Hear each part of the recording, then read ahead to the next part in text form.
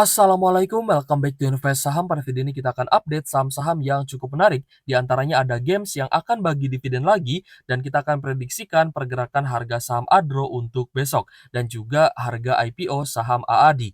Tapi sebelumnya disclaimer ini bukan ajakan jual beli saham, jadi langsung saja kita ke pembahasan. So, yang pertama kita akan membahas ya terkait dengan dividen dari saham games, di mana PT Golden Energy Mines Tbk akan menebar dividen interim ketiganya sebesar 1,4 triliun rupiah atau setara dengan 90 juta US dollar guys ya.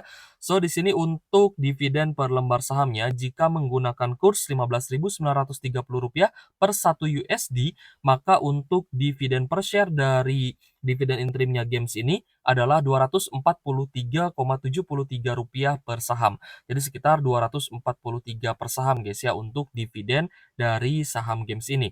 Nah, tinggal nanti kita lihat ya, kursnya di angka berapa yang digunakan untuk pembagian dividen ini. Ini juga sesuai ya dengan surat edaran yang juga saya download di Stockbit Sekuritas.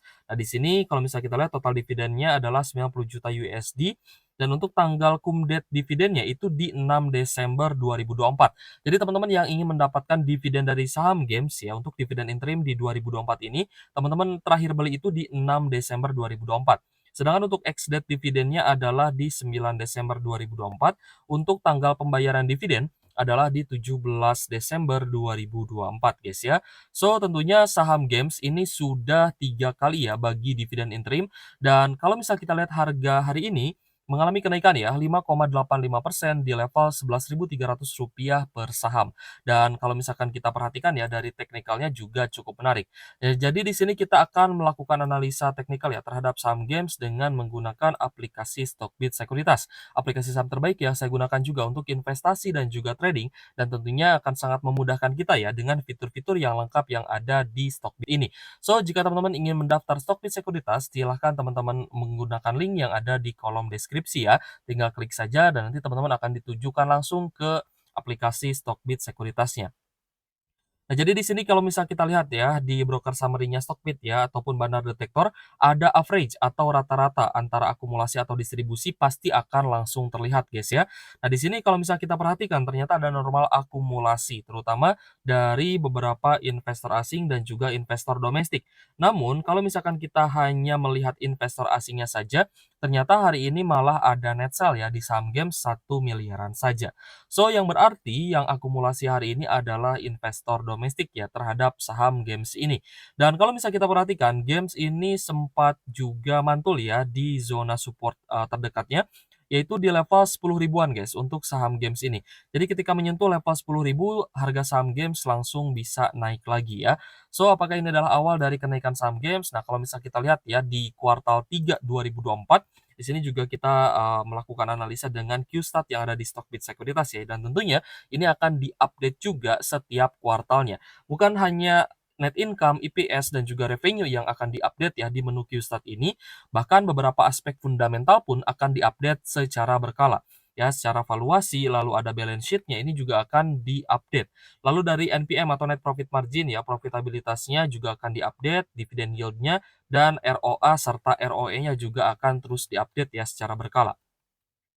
Oke guys, jadi meskipun ya pada kuartal 3 2024 laba dari games ini ternyata turun, baik secara year on year ataupun secara kuartalan, tapi tetap ya games ini menjadi saham yang rutin bagi dividen. Ingat guys ya, rumus pembagian dividen adalah kepentingan pengendali. Jadi kalau misalkan pengendalinya itu ada kepentingan untuk mendapatkan dividen dari anak usahanya, maka potensi pembagian dividennya akan jauh lebih besar guys ya, dibandingkan dengan induk usahanya sendiri. Seperti itu. Contohnya adalah games. Games ini kan, sahamnya, diinduki oleh DSSA ya. Saham DSSA itu ya tidak bagi dividen, sedangkan games yang anak usahanya ini malah rutin bagi dividen. Bahkan, ya kalau misal kita lihat tiap kuartal ini games rutin bagi dividen interim, gitu ya. Dan kalau misal kita lihat juga di kuartal pertama ya, setelah pembagian dividen final, games ini bisa langsung bagi dividen interim pertama. Lalu pernah bagi juga dividen interim kedua itu di bulan September 2024, dan untuk saat ini di Desember akan bagi dividen interim ketiganya. Dan tidak menutup kemungkinan di awal tahun pun akan bagi dividen interim keempat ya untuk tutup buku di tahun 2024 ini.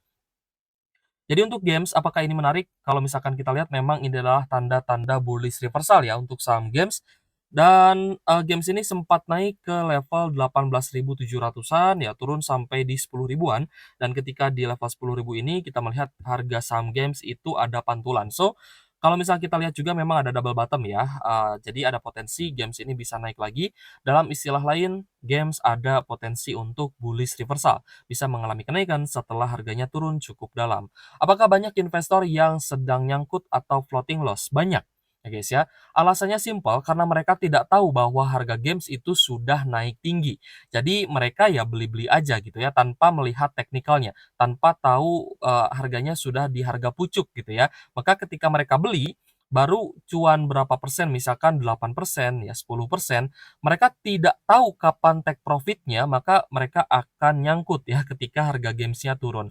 Nah, itulah alasan kenapa kita selalu menggaungkan ya ke teman-teman, belilah saham bagus di harga bawah, bukan beli saham bagus di harga pucuk, seperti itu.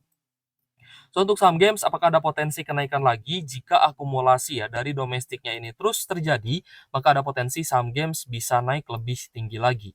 Oke guys, selanjutnya kita akan bahas juga saham Adro guys ya. Nah, Adro hari ini turun ARB ya 24,8% karena ARB-nya kan 25% ya, di harga Rp2.760 per saham ya untuk closing pada hari ini. Dan kalau misalkan kita lihat ya, banyak juga teman-teman yang ternyata tidak mau, tebus PUPS-nya, gitu ya. Mereka lebih baik take profit katanya ya, karena sudah cuan 50% ya, it's okay, nggak masalah ya, karena keputusan investasi tetap menjadi tanggung jawab pribadi masing-masing. Oke guys, dari all investor hari ini ya guys ya, dari Banda Detektornya Stockbit, kita melihat ternyata Adro ini secara rata-rata atau average itu ada distribusi besar, ya terutama dari MG, 40,2 miliar ya. MG ini kalau misalnya kita lihat guys ya, memang distribusi cukup besar. Lalu ada YB, ZP, SH, SS, dan juga CP yang juga melakukan distribusi ya terhadap saham Adro. Sedangkan beberapa investor retail seperti XL, CC, YP, XCP, DSQ, NI ini rata-rata melakukan akumulasi untuk hari ini. Ya entah mereka tambah muatan untuk averaging down atau mungkin juga ada yang ambil ya tanpa pegang Adro sebelumnya. So, saya yakin banyak investor retail yang averaging down pada hari ini, tapi kalau misalnya kita perhatikan memang ini bukan waktunya ya untuk kita ambil Adro di harga sekarang, karena masih nanggung guys ya.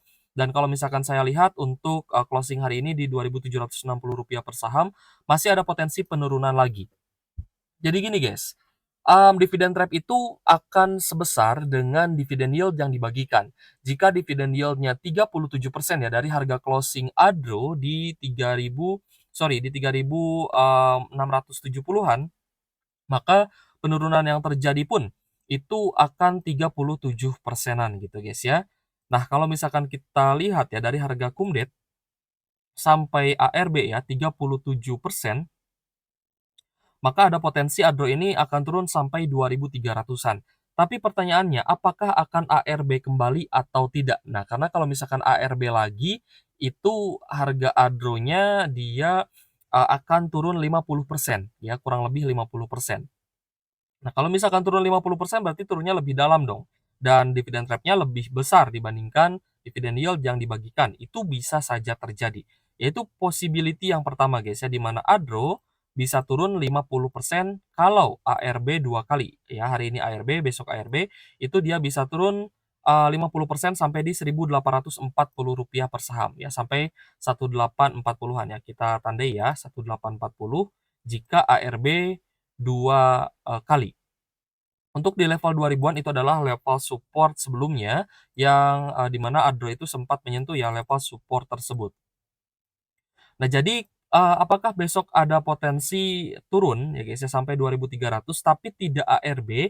Itu juga bisa ya. Possibility kedua adalah di mana Adro besok akan turun sampai 2.300 tapi tidak akan ARB. Nah kemungkinan kalau misalkan pun tidak ARB, kita melihat ya guys ya bahwa masih ada kecenderungan Adro ini bisa saja lanjut turun. Karena kalau untuk saham-saham batubara itu memang kita, sempat mengalami guys ya, bahkan sering ya, ketika sudah ada dividen trap sesuai dengan dividen yield-nya, tidak menutup kemungkinan harga sahamnya juga bisa turun lebih dalam lagi. Jadi besok teman-teman watch di 2.300 ya, 2.300 apakah turun lebih dalam ataupun tembus di level tersebut. Jika turun di level tersebut, maka ada potensi Adro ini tekanan jualnya masih besar. Nah, itu juga bisa teman-teman lihat ya di Tradebook ya. Saya pernah menjelaskan terkait Tradebook. Ya, Tradebook itu bisa melihat volume tekanan jual atau tekanan beli gitu ya. Jadi setidaknya kita bisa lihat dulu nih kisi-kisinya. Ya, di jam berapa nanti kita lihat apakah distribusinya besar atau kecil gitu ya, atau lebih besar distribusi atau akumulasi. Itu juga nanti akan terlihat seperti itu ya dari total lot ya penjualan ataupun pembeliannya. Jadi, teman-teman yang ingin, menggunakan fitur Stockbit ya, silahkan daftar saja dengan link yang ada di, kolom deskripsi. Ya, teman-teman bisa menggunakan fitur-fitur seperti Tradebook dan lain-lain ya. Jadi untuk, memudahkan analisa saat kita, mengkonfirmasi ya, kapan kita beli saham yang sedang kita incar. Nah, banyak yang bertanya di kolom komentar. Ada juga yang bilang seperti ini, "Kak, tebakannya benar." Sebenarnya bukan prediksi yang benar ya, tapi memang ini sering terjadi, guys. So, kalau misalkan kita ukur pun ya memang akan turun sampai di situ. Kemarin saya expect sampai di 2750 ya, tapi ternyata hanya di 2760-an. Itu kan sebenarnya little miss ya, tapi it's okay lah ya, mirip-mirip harganya. Dan, untuk, PUPS ya, banyak juga yang menanyakan, "Kak, bagaimana PUPS? Ya, bagaimana caranya saya melakukan PUPS ya, atau menebus, AAD di PUPS itu udah lewat, guys. Nah, kalau misalkan teman-teman cek ya video-video yang sudah saya sudah buat banyak sekali video tentang PUPS-nya Adro. Ya mungkin ada 5, 6, 7 mungkin ya.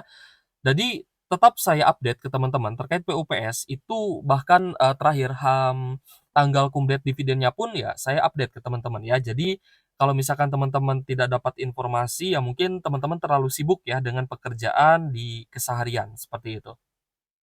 Dan untuk teman-teman yang masih berharap ikut PUPS, ini nggak bakal bisa ya, karena sudah kamdet, ya sudah cumdet dividen. Jadi teman-teman tinggal ikut IPO-nya saja jika ingin mendapatkan sahamnya AAD. Tapi catatannya pasti akan oversubscribe, pasti akan banyak sekali yang ingin ya untuk membeli AAD di IPO ya karena porsinya hanya 10% saja gitu ya. Jadi pasti akan rebutan guys ya AAD-nya, ya pasti akan banyak investor yang rebutan dan akan oversubscribe. Nah jadi untuk teman-teman yang ingin, membeli IPO-nya AAD, teman-teman juga bisa menggunakan Stockbit Sekuritas ya, karena keunggulan yaitu teman-teman tidak akan ada biaya beli atau fee belinya itu tidak ada. Jadi berapapun nanti harga penawaran umumnya ya guys ya, itu ya teman-teman akan beli di harga segitu. Nah, untuk penawaran umum ya, di sini kita lihat ya meskipun belum ditebalkan ya, untuk harga penawaran umum ternyata di Rp5.550 per saham ya untuk AAD-nya. So, silahkan teman-teman persiapkan ya case-nya untuk kita rebutan guys IPO-nya AAD ya dari sejumlah besar, investor yang ada di IHSG, ini pasti akan rebutan AAD gitu ya. Tapi saya rasa memang AAD ini tidak akan full terjual karena tidak semua investor retail itu mau menebus AAD gitu ya lewat PUPS dan sebagian nanti akan kembali ke Adaro Strategic Investment dan kemungkinan Adaro Strategic itu yang nanti akan menjadi pengendali dari, saham AAD ini gitu guys ya. Tapi let's see lah siapa yang akan menjadi pengendalinya AAD untuk kedepannya. Tapi saya rasa porsi masyarakat memang akan cukup besar, namun potensi awal untuk AAD ini ada peluang untuk bisa naik gitu ya. Karena memang AAD ini kan dia tulang punggungnya Adro sebelumnya dan yang rutin bagi dividen ya sebenarnya AAD kepada Adro dan Adro kepada para investor, seperti itu ya. So, AAD kemungkinan besar ke depannya masih akan bisa bagi dividen. Oke guys, untuk penawaran awal ya berakhir hari ini, besok itu tanggal 29 November adalah penawaran umum sampai 3 Desember. Tapi kalau misalkan saya sarankan sih teman-teman terakhir beli itu adalah hari Jumat, Sabtu aja lah ya. Kalau misalkan mepet-mepet di 3 Desember, saya khawatir nanti tidak akan dapat gitu ya. Untuk tanggal penjatahannya di 3 Desember ya jadi jangan mepet-mepet guys ya. Kalau lebih baik sih besok ya untuk pemesanannya. Lalu ada distribusi sahamnya di 4 Desember dan IPO di 5 Desember 2024. Ini menjadi salah satu IPO yang cukup fenomenal gitu guys ya dan cukup dramatis juga. Banyak yang memperbincangkan, banyak yang mendebatkan gitu guys ya terkait dengan AAD, Adro, ya, PUPS, spin-off, dividen jumbo, dan lain-lain, seperti itu. So, ini cukup menarik ya, semoga nanti bisa auto reject atas berhari-hari. Seperti yang sering kita dapatkan guys ya, cuan-cuan di saham IPO, yang terakhir itu DAS ya, kita juga dapat double bagger ya di saham DAS, seperti itu guys. Oke guys, jadi selanjutnya kita akan bahas juga terkait dengan, mmm, rupiah dan juga IHSG ya. Jadi rupiah ini sebenarnya, mulai ada penguatan kembali guys ya, di saat arus jual masih menekan di pasar saham. Nah, kalau misal kita lihat memang rupiah kita itu kemarin sempat di 15.900 ya, untuk, saat ini ada sedikit penguatan 0,13% di Rp15.874 per 1 USD. Bahkan tadi itu ya, tadi sempat ke Rp15.827 per 1 USD-nya. Jadi memang ada sedikit penguatan ya untuk, rupiah kita. Namun IHSG kita masih terkoreksi 0,63% di level 7.200 dengan net sell asing 700 miliar di market reguler dan 840 miliar di market, negosiasi dan juga all market ya, di all market, seperti itu. Dan berdasarkan seasonality memang November ini biasanya merah dan it's okay, nggak masalah. Bahkan mungkin bisa berlangsung sampai di awal Desember atau pertengahan Desember. Jadi manfaatkan momen ini sebaik-baiknya untuk DCA. DCA itu, cicil beli itu di harga bawah guys, bukan di harga berapapun. Kalau misal teman-teman masih berpikir bahwa cicil beli atau dollar cost averaging itu di harga berapapun, maka average kalian pasti akan di atas. Dan kemungkinan besar dalam jangka waktu panjang kalian akan lebih banyak merasakan floating loss atau nyangkut gitu ya dibandingkan floating profit. Kalau misalkan porto kita hijau kan lebih seger gitu ya dilihatnya dibandingkan dengan floating loss seperti itu. So, usahakan ya teman-teman yang mau, membeli atau melakukan cicil beli dollar cost averaging yaitu di harga bawah. Ada fase-fasenya ketika kita bisa melakukan cicil beli di harga bawah. Misalkan sell in Mei, di bulan Mei, Juni itu adalah waktunya kita cicil beli. Lalu di bulan September hingga November itu juga waktunya kita cicil beli gitu guys ya. So tetap perhatikan siklus IHSG dan juga, money flow-nya ternyata ya. Selanjutnya, kita melihat ya bahwa bukan hanya IHSG saja yang drop ya 0,63%, tapi Hang Seng juga turun cukup dalam ya. Jika kita lihat di kolom pemberitaan, tidak hanya IHSG, nyaris keseluruhan indeks saham utama di Asia juga terbenam di zona merah. Seperti Hang Seng Hong Kong, jadi yang paling parah dengan ambles 1,2%-an. Bursa saham Asia lain yang juga menapaki di jalur merah ya, menyusul, IHSG ada PSEI Filipina, lalu CSI China, Shenzhen China, lalu ada Shanghai Composite China juga, KLCI Malaysia, SETI Thailand ya, lalu ada, TWW Taiwan, itu juga rata-rata mengalami drop guys ya, 0,96% sampai 0,16%. Sedangkan yang menghijau ada Topix Jepang, lalu Straits Times Singapura, dan Nikkei, Jepang juga gitu guys ya. So, kita melihat memang ini dikarenakan dolar Amerika Serikat yang sedang mengalami penguatan gitu ya, usai Donald Trump terpilih sebagai presiden Amerika Serikat. Dana asing keluar dari bursa Indonesia, tak menarik karena dolar kuat, seperti itu ya. Nah, jadi kita juga bisa memaklumi sebenarnya ya, kalau misalkan memang IHSG turun di bulan November ya it's okay. Kalau misalkan banyak berita-berita negatif ya it's okay, nggak masalah juga sebenarnya ya. Tapi semakin kuat berita negatifnya, pasti akan semakin banyak investor yang cut loss. Nah, ketika setelah cut loss ini, pasti akan banyak investor asing yang masuk lagi atau market maker akan mulai bergerak lagi gitu ya. Nah, seperti ini guys beritanya ya, misalkan ada survei dari salah satu apa gitu ya, media atau apa, ekonomi Indonesia kian lesu, resiko resesi membesar. Nah, padahal kita melihat ya beberapa sektor ini akan terkena, kebijakan ya guys ya, dan juga akan, terkena stimulus dari pemerintahan baru Presiden Prabowo, Subianto, seperti itu. So, semoga nanti ke depannya, akan banyak sekali sektor yang mendapatkan insentif dari pemerintah, ya. Jadi kalau ada sektor yang memang sudah ambruk, yang banyak, bangkrutnya, ya ini harus dikuatkan nih, sektor-sektor yang masih bertahan, itu memang harus dikasih insentif dan, diberikan stimulus gitu ya, dan semoga ini juga bisa menjadi awal dari kenaikan IHSG kembali. Tapi kita masih santai, bahkan sampai pertengahan Desember, jika pun masih turun, ya kita masih bisa untuk membeli saham bagus di harga murah, seperti itu. Oke guys, terakhir ya, untuk teman-teman yang ingin, menggunakan dan juga mendownload aplikasi Stockbit Sekuritas dan juga menggunakan fitur-fitur yang lengkap yang ada di dalamnya, silakan teman-teman mendaftar dengan link yang ada di kolom deskripsi. Oke guys, terima kasih sudah menonton dan semoga video ini bermanfaat untuk teman-teman. Thank you for watching, see you on the next video. Wassalamualaikum warahmatullahi wabarakatuh.